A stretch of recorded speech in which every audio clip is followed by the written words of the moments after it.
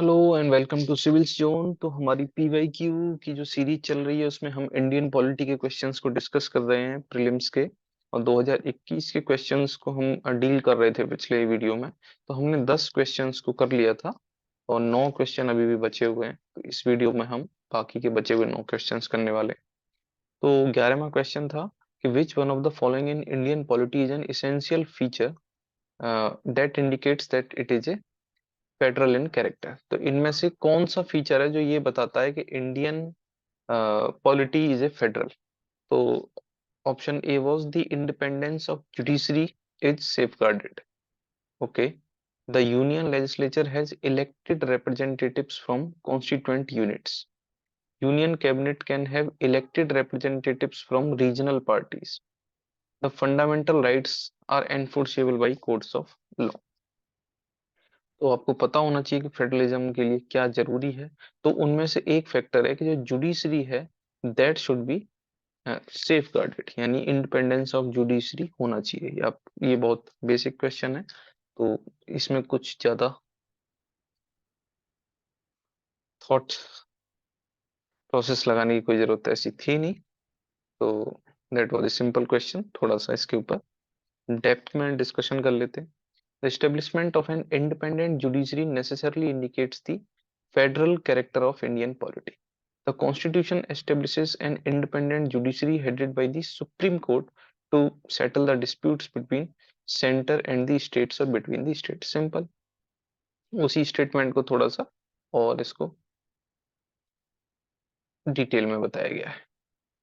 तो federal feature हमारे यहाँ जो यानी इंडियन कॉन्स्टिट्यूशन के फेडरल फीचर कौन कौन से हैं एक बार उनको देख लेते हैं हम, क्योंकि जनरली क्वेश्चन फेडरल फीचर में से बनते हैं। नंबर एक, डुअल पॉलिटी। डुअल पॉलिटी का मतलब क्या है कि यूनियन और स्टेट पे, है ना, दो लेवल पे हमारी पॉलिटी काम करती है, union level and state level. ठीक है। नंबर दो, written constitution is also a part of federalism. Centre और स्टेट के बीच में पावर का डिवीजन है सेवन शेड्यूल के थ्रू, वो भी पता है आपको। कॉन्स्टिट्यूशन इज सुप्रीम, ये भी फेडरल कैरेक्टर है हमारा।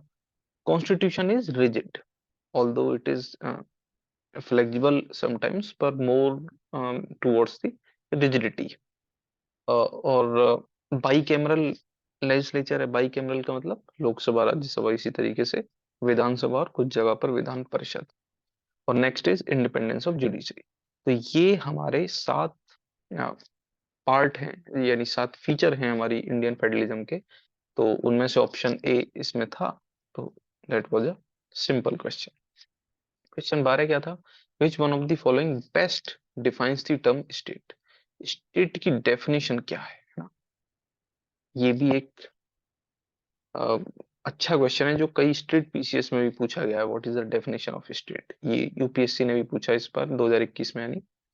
तो option is a community of persons permanently occupying a definite territory independent of external control and possessing an organized government, यानी कि sovereignty हो ऐसी एक जगह जहां पे कुछ लोग एक साथ रह रहे हैं और they are sovereign। Option B is a politically organized people of a definite territory and possessing an authority to govern them, maintain law and order, protect their natural rights, and safeguard their means of sustenance.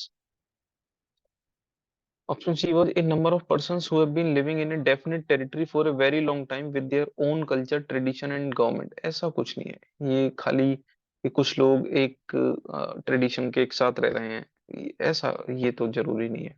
ये तो एक state में भी ऐसा हो सकता है, मतलब स्टेट इन द सेंस कि विद इन एनी स्टेट एक पर्टिकुलर जगह ऐसी हो सकती है जहाँ पे कि एक ट्रेडिशन के लोग रहते हों अलग, है ना। तो उसको आप अलग से स्टेट नहीं बोल सकते।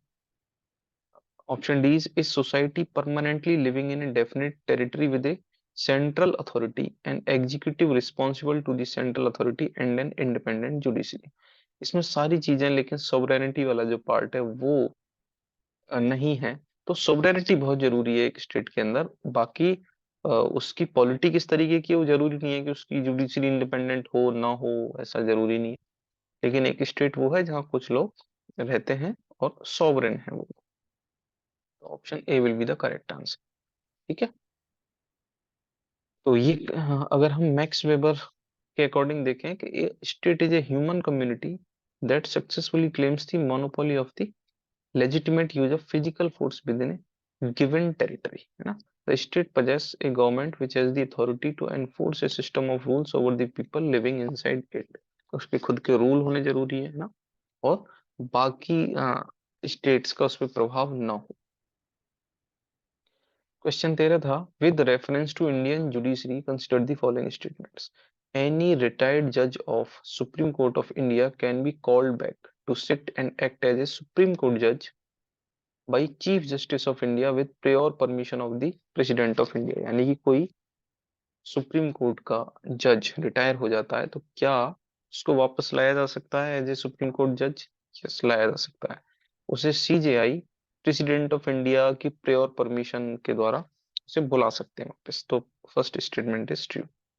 Second is, a high court in India has the power to review its own judgement as the supreme court does. क्या हाई कोर्ट को यह अधिकार है कि वो अपने स्टेटमेंट को फिर से रिव्यू कर ले? यस है, सुप्रीम कोर्ट को भी और हाई कोर्ट को भी है। तो option C will be the correct answer.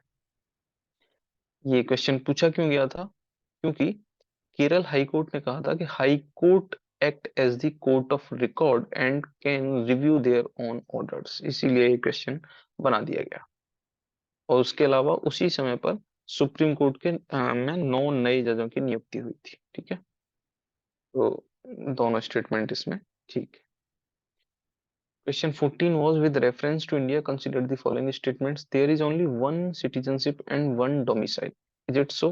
Yes. एक ही citizenship होती है इंडिया में, dual citizenship नहीं होती। A citizen by birth only can become the head of the state। बिल्कुल नहीं, ऐसा जरूरी नहीं है कि खाली जो बर्थ से है वही हेड ऑफ द स्टेट बने। बाई नेचुरलाइजेशन भी जो बनते हैं सिटीजन वो भी बन सकते हैं हेड ऑफ द स्टेट।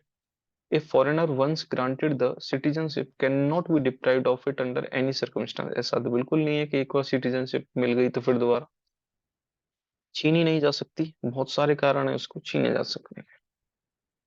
तो वो सारे रीजन इसमें दिए हुए हैं, है ना, कि his Indian citizenship can be terminated by central government if he has obtained a citizenship by fraud, और उसने डिसलॉयल्टी दिखाई है, और अनलॉफुली ट्रेड या कम्युनिकेट किया है विद एनिमी, है ना, और 5 साल के अंदर अंदर आफ्टर रजिस्ट्रेशन और नेचुरलाइजेशन उसको 2 साल या उससे ज्यादा की जेल हुई है किसी भी देश में, है ना। And he has been ordinary resident out of India for 7 years continuously.